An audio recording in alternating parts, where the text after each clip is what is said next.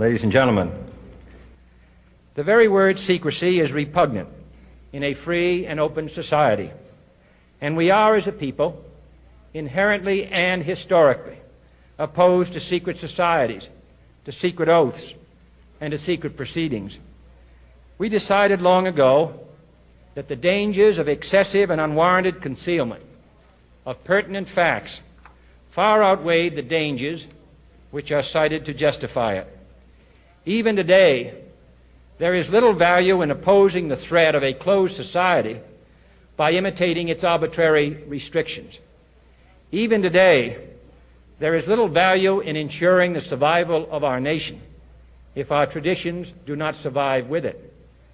And there is very grave danger that an announced need for increased security will be seized upon by those anxious to expand its meaning to the very limits of official censorship and concealment.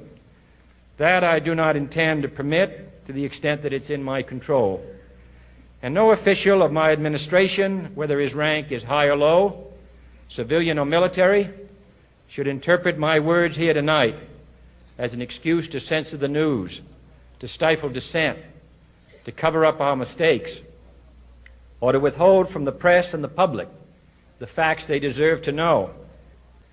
For we are opposed around the world by a monolithic and ruthless conspiracy that relies primarily on covert means for expanding its sphere of influence, on infiltration instead of invasion, on subversion instead of elections, on intimidation instead of free choice, on guerrillas by night instead of armies by day. It is a system which has conscripted vast human and material resources into the building of a tightly knit, highly efficient machine that combines military, diplomatic, intelligence, economic, scientific, and political operations. Its preparations are concealed, not published. Its mistakes are buried, not headlined. Its dissenters are silenced, not praised. No expenditure is questioned, no rumor is printed, no secret is revealed.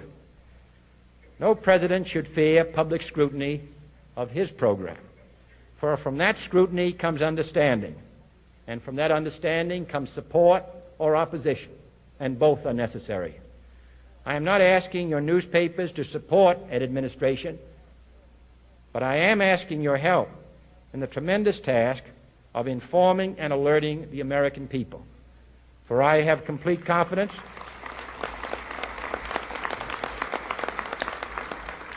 in the response and dedication of our citizens whenever they are fully informed.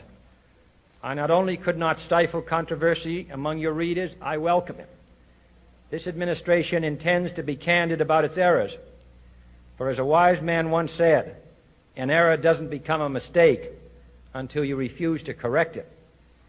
We intend to accept full responsibility for our errors, and we expect you to point them out when we miss them.